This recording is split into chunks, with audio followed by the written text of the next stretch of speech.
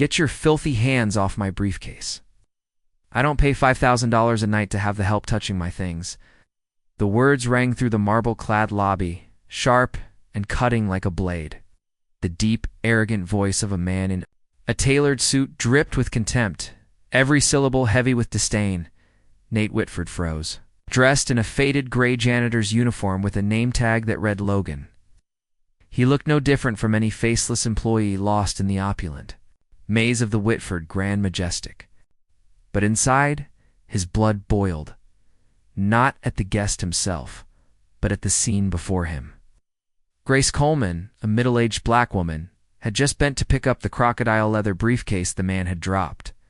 Her fingers hovered in midair when the insult landed. Instead of bowing her head or apologizing, Grace slowly rose to her full height, her eyes steady and calm like a lake in a storm. "Excuse me, sir," she said, her voice so composed it was chilling. "The floor is dirty." "Didn't want it to stain your belongings?" Reply laced with dignity, sharper than any outburst. The guest faltered for a beat before storming off with his suitcase, leaving a pocket of tense silence. Nate stared at her, a strange heat rising in his chest. Not anger, but a raw, burning shame. For the first time in his life, he felt he had been standing on the wrong side of the scale. Nate hadn't come here to be a spectator. Just last night, he had stood in the polished wood-paneled office of Richard Whitford, his father, the CEO of the hotel empire, and shouted in his face, "You think I can't do it? I could run this empire better than anyone on that board." Richard had leaned back in his chair, his steel-blue eyes unflinching. "You were born at the finish line, Nate. You will never understand the resilience it takes just to reach the starting line." The words pierced his chest like an arrow. And so, that very morning, he had descended into the ground floor of the empire that bore his family name, disguised as an anonymous janitor. Not to learn, but to prove his father wrong, that the people down here were lazy, mediocre, easily replaced. He carried a small notebook and pen, ready to collect evidence for his case. Yet within mere hours, reality had slapped him hard across the face. During his first attempt at cleaning the upper floor hallway, Nate clumsily spilled cleaning solution onto the priceless Persian rug in the presidential suite. His heart leapt into his throat as he imagined being caught by Gerald Knox, the floor manager, and then his father finding out. But Grace appeared. She didn't scold, didn't sigh. She knelt down, her calloused hands moving with practiced precision to treat the stain. "This rug tells a story 100 years old," she murmured evenly. He nearly ended it in a second. "Respect the work, young man. Not because it's expensive, but because someone's soul was poured into it." Her words shattered the flimsy armor of Nate's pride. He had never once thought of an object being cherished with such reverence. By the end of his shift, Nate's body was wrecked. His back burned like fire. Ink-stained hands were raw, blistered from chemicals. In the cramped supply room, he collapsed onto the floor, his back pressed against mops and buckets, sweat and humiliation mingling into a bitter taste at the back of his throat. The door swung open. Grace entered, her stride firm, her gaze sharp but free of mockery. She tossed him a bottle of water, folding her arms, as if peering straight through his disguise. "Welcome to the ground floor, boy," she said, her voice equal parts mocking and encouraging. "The air up top is thin. Down here you'll learn how to breathe." She turned and walked out, leaving Nate alone. Retreating figure was like a door opening onto a world he had never known, a world where the Whitford name, business cards, and power meant nothing in earning respect. And he knew, tonight, he would not sleep a wink. The next morning, the stench of ammonia slammed into Nate's nose, making him grimace. He pulled his rubber gloves higher, his fingers trembling as he scrubbed the toilet stained with revolting filth. The bathroom of a drunken guest from the night before looked more like a crime scene shattered mirror, towels thrown across the floor, tiles streaked with foul fluids. Every stroke of the brush cut into his Whitford pride like a blade. He had once graced the cover of Forbes, champagne flute in hand at glittering galas. And now, here he was, bowing before the waste humans left behind. Acid rose in his throat, and he bent over, gagging dryly. The door burst open. Grace Coleman stood there. She didn't wrinkle her nose, didn't pity him. Only one look, cold as steel. If you can't stomach filth, you'll never stomach the real stench of power. Nate gripped the brush tighter. He wanted to retort, but before words could leave his lips, his clumsy hands had mixed the wrong chemicals. A cloud of white toxic vapor hissed up. His chest seized, breath stuttering. He coughed violently, eyes burning. In that frantic second, a strong hand yanked him out, slamming the door shut behind them. Cold air rushed into his lungs. Nate collapsed. On the floor, gulping for breath, chest aching, beside him Grace panted, sweat beading on her brow, yet her gaze remained calm. "You nearly killed yourself, boy." It wasn't a rebuke. It was a verdict, cold, merciless, yet saving. Nate lay still, the confidence of a Whitford shattered to pieces, exposing the fragile core beneath. That night, Grace placed a small, worn notebook on the break room table. "Read it." Nate opened it, expected cleaning protocols or safety regulations. Instead, page after page of handwritten notes, meticulous like a diary. Maria night shift, works extra hours at the hospital to feed to children. Cover her. If her hospital shift runs late, Haza sleeps in his car in the lot, rent's too high. Don't let him miss a meal. Theo cares for her mother with heart disease. If she looks exhausted, move her to lighter duties. Each page wasn't a procedure, but a life. The corporate payroll reports are never acknowledged. Nate froze. His father's mocking words rang in his head. They're just tools. Tools are easy to replace. Yet every line here proved the opposite. They were flesh, blood, love, pain. He lifted his gaze. Grace wasn't looking at him, only sipping cheap coffee in silence. Her face worn, her eyes deep, as if holding an ocean he had never known existed. Late that night, the hallways lay silent under pale fluorescent light. Nate happened to overhear Grace's voice from the dim break room. She was on the phone. "Yes, sweetheart, I promise. I'll find the money for that science camp. Just study hard. One day you won't have to mop floors like me." Her tone was gentle, tender, but when the call ended, Grace sat in darkness. Her broad shoulders trembled slightly. A single tear slipped down, shattering against her calloused hand. Nate froze. The indomitable woman, it turned out, carried cracks unseen. Curiosity gnawed at him. The next day, when Knox assigned him to haul old records, Nate paused in secret. Ice. He opened a yellowed file. The name inside turned his blood to ice. Robert Vance. The file read, "Cause of death, cardiac. Failure due to underlying condition. Time during emergency shift." Oh! But beside it, a dusty newspaper clipping told otherwise. Robert Vance, the hotel's chief engineer, had worked 48 hours straight to repair the electrical system for a major event. He collapsed from exhaustion. The company gave his family a small payout and a framed certificate of dedication. Robert Vance. That man was Grace Coleman's husband. Nate's hand shook violently. Suddenly he understood why Grace knew. Every crevice of this building like her own body. She was living inside her husband's tumor structure he had safeguarded until his last breath. And death by condition was nothing but whitewash for greed at the top. Grief, fury, and guilt twisted inside him. His father's words echoed, "You were born at the finish line." Then what paved that finish line? Sweat? Or the blood of men like Robert? That night, Nate sat alone in the supply room, Grace's notebook in his hands, the old file beside him. He reread each line, breathing humanity, then looked at the cold, lifeless words of the official report. 2 worlds. One built by his father with power and numbers. One kept alive by Grace with flesh and dignity. Nate reached for his own investigation notebook, the pages meant to prove laziness on the ground floor. He hesitated no longer. Page by page, he tore it apart, scraps falling to the floor like ashes. His game was over. This was no longer an experiment to prove his father wrong. It had become a search for truth, a battle for justice. Nate was no longer a spectator. He had become part of the story.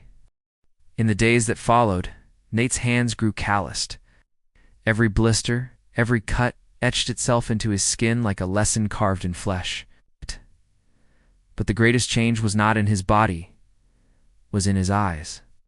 He no longer saw the floors as surfaces, to be scrubbed, but as mirrors reflecting the lives of those who walked across them.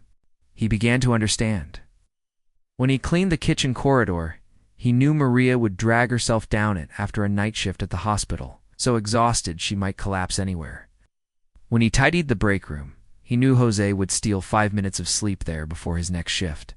The hidden corners of the hotel, once beneath his notice, now glowed with fragments of humanity Grace Coleman had forced him to see. One afternoon, just before the shift ended, Gerald Knox appeared. His gaze was icy, his voice sharp as a blade. "Rico, get in here." Rico, a young server, barely past 20, stepped forward. Knox held up a gleaming gold watch.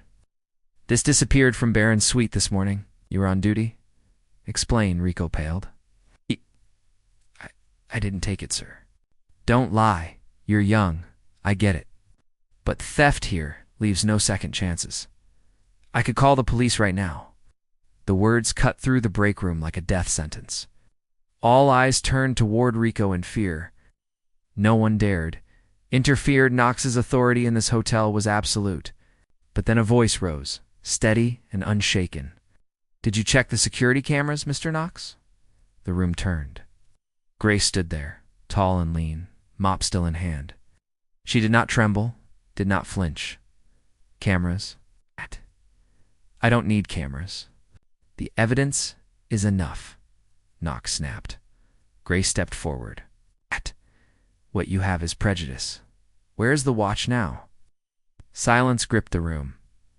At her signal, a technician rewound the footage. On screen, the drunken Baron placed the watch into his own safe and locked it before leaving. Rico broke into tears. Knox stood speechless. Silence fell heavy as velvet. Grace turned to Rico, her voice quiet yet resounding. "No one is guilty just because they stand on the ground floor." Knox seethed. Unable to punish Grace directly, he struck another way. The very next day, he assigned her the dirtiest task, cleaning the basement waste facility, just as rain poured in torrents outside. Grace only smirked faintly. She rolled up her sleeves, spine straight, every movement deliberate. But when she bent to lift a heavy trash sack, a figure stepped in front. Nate. He held a broom, his voice low and firm. "She's not doing it alone." The staff froze. Under the pounding rain, the invisible heir to the Whitford Empire, now just a janitor, was shoulder to shoulder with Grace, killing the filthiest work. Knox's eyes narrowed. "What do you think you're doing, Logan?" Nate looked up. In the gray downpour, his eyes blazed. "I'm doing what's right." No further words were needed. That moment itself was a declaration of war. That night, Nate found Grace in the empty break room. Rain tapped against the window. He sat across from her, his hands still reeking of bleach. "I know about Robert," he whispered. Grace did not flinch. She only exhaled softly, her gaze distant, as if piercing through marble walls. "So you found it too." Nate nodded. The report lied. "He warned them about the overloaded electrical system, didn't he?" She locked eyes with him. Robert begged them to stop. But Richard Whitford wanted to save money, wanted the event to go on. They ignored him, and he died in the heart of this building. Nate felt his blood freeze. His father, the man he once admired, had placed profit above life. Grace gave a sorrowful smile, her voice sharp as steel. "I didn't stay because I was trapped, Nate. I stayed because every stone, every light in this hotel holds his memory. I mopped these floors to honor my husband. And I watched to make sure it never happens again." Nate sat in silence. In his heart, something heavy dropped. He realized the crown he was destined to inherit was not made of gold or diamonds, but of sweat, tears, and the blood of men like Robert Vance. When midnight struck, Nate pulled out his phone and dialed his assistant. His voice was hoarse but resolute. "I need a full, unaltered report on the accident 10 years ago at the Grand Majestic." Now, for the first time, Nate was not acting to prove himself to his father. He was acting to confront him. On the stone-paved street outside the hotel, rain still fell. But within Nate, a fire had been lit, a fire no wealth or power could extinguish. It was the fire of truth, of justice, of responsibility, and he knew from this moment on there would be no turning back. The New York night split apart with thunder. Rain lashed down like 1,000 whips, striking the glass of the Whitford Grand Majestic. Inside, beneath the glittering gold of the grand lobby, the charity gala continued. Crystal glasses clinked, ball gowns brushed across marble floors. No one paid attention to the storm outside, creeping closer like a colossal beast. Richard Whitford was present, bearing himself like a king, inspecting his fortress. He wanted perfection tonight. The press, investors, politicians, all here. An event to prove Whitford remained the unshakable empire of hospitality. Then the crystal chandeliers went black. The hall plunged into darkness. A scream ripped the air. The violin cut off, replaced by chaotic murmurs. Outside, the wind howled like a deadly choir. The backup system should have flickered on instantly. Instead, only faint glows from guest phones lit the void. Someone shouted. The elevator stuck. A pounding came from the emergency exit. Rainwater had begun seeping into the basement. Gerald Knox, pale as paper, stammered into his radio. Evacuate the VIPs to the main hall. Keep them calm, whatever it takes. But his commands clashed. Useless. The marble-clad managers scattered and panicked like startled birds. They worried about million-dollar tables, abandoning staff, and ignoring the risk of the building flooding. Richard stood amid the chaos, a trembling flashlight in hand. For the first time, he saw his machine of power laid bare and useless, and then a voice cut through. Listen to me now. No microphone, no radio, just a low, commanding voice reverberating in the dark. Grace Coleman! She stepped forward, holding an old flashlight. Its dim beams swept across her weary face, her eyes burning bright. The service tunnels are flooding. If the valves aren't released in 5 minutes, the system collapses. Chefs and servers guide the guests through the north stairwell, no pushing.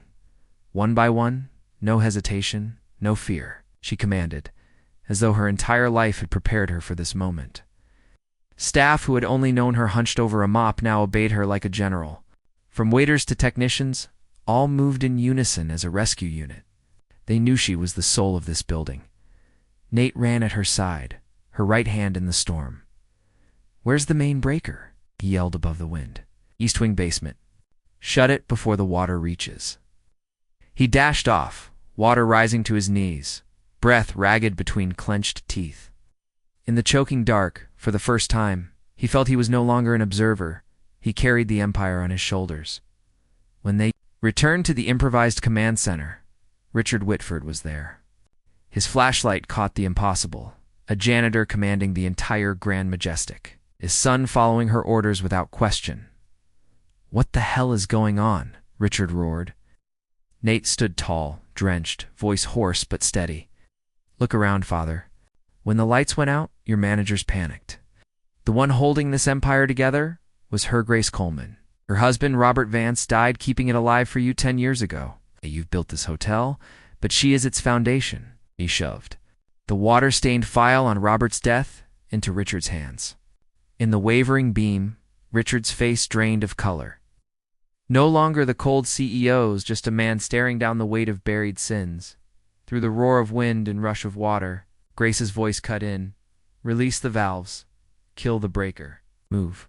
The guests down the north stairs, Nate relayed, and the staff obeyed. Step by step, chaos bent into order. When the power finally flickered back, the ballroom was no battlefield. It was proof of an extraordinary team, led by the hand that once held a mop. When calm returned, the guests were safe, no lives lost. But the truth could not be buried. The sight of Grace Coleman commanding Nate Whitford shoulder to shoulder with her etched itself into every memory.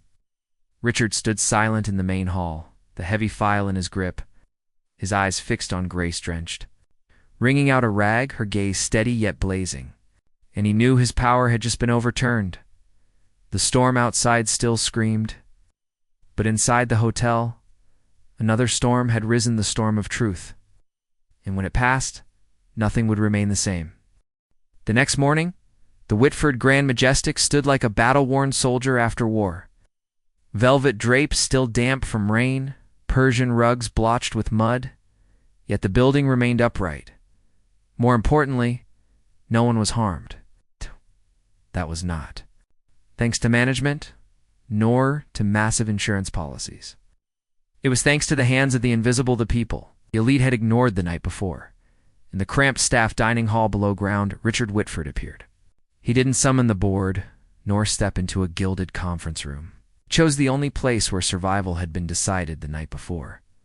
No one expected anything but blame. Gerald Knox stood pale in the corner, praying his employer would shield him. But when Richard spoke, the words stunned the room into silence. "Gerald Knox, you're fired," effective immediately. No one spoke, yet the air cracked like an explosion. Knox stammered, "Mr. Whitford, enough." Richard cut him off, his voice ragged, his eyes aged a decade overnight. "Last night, you proved yourself worthless. You placed million-dollar tables above human lives. I have no use for a manager like that." Knox slunk out, face ashen. The closing door carried away a rotten era. Richard turned, his eyes landing on Grace Coleman. She sat in the back row, still in her sweat-stained janitor's uniform. No smirk. Richard bowed his head. "Mrs. Coleman," his voice quivered, "I was blind. My son gave me sight. I cannot undo the past. But I ask you to help me build another future." The room held its breath. A billionaire bowed before a janitor. In that moment, every class divide dissolved. Richard offered, "I want you on the executive board. A title, a salary worthy of you." Grace shook her head, no smile, her voice low, unwavering. "I don't want a seat at your table, Mr. Whitford. I want you to rebuild the table itself." Richard frowned. Grace pulled a worn folder from her bag, a plan she had carried for years but never voiced. "The Robert Vance Legacy Fund," she declared firmly. "A share of hotel profits for scholarships, health care, housing for employees and their families, not charity rights." She flipped another page. "Foundational leadership program? Anyone aiming for senior management must first serve a month on the ground floor, must know the sting of bleach, the sweat, the fear of losing a job before commanding anyone." Another page. "Employee council with voting rights on critical decisions. No one stays a ghost." Nate sat in the front row, heart pounding. This was what he had been searching for, a new legacy, a crown forged not of gold, but of dignity. Richard was silent for a long time. Then he nodded, each motion heavy as stone falling. Done, all of it. A week later, the titled Chief Foundational Officer was announced. Grace Coleman became an executive, equal among the highest ranks. But her office remained on the ground floor where any employee could find her. Nate did not return to his lavish penthouse. He stayed below, working alongside Grace. He became the bridge between boardroom and supply closet, between grand vision and the sweat-stained real. 6 months passed. The Whitford Grand Majestic did more than recover from the storm it transformed. The Robert Vance Legacy Fund sent its first children to private schools and delivered medical grants to families.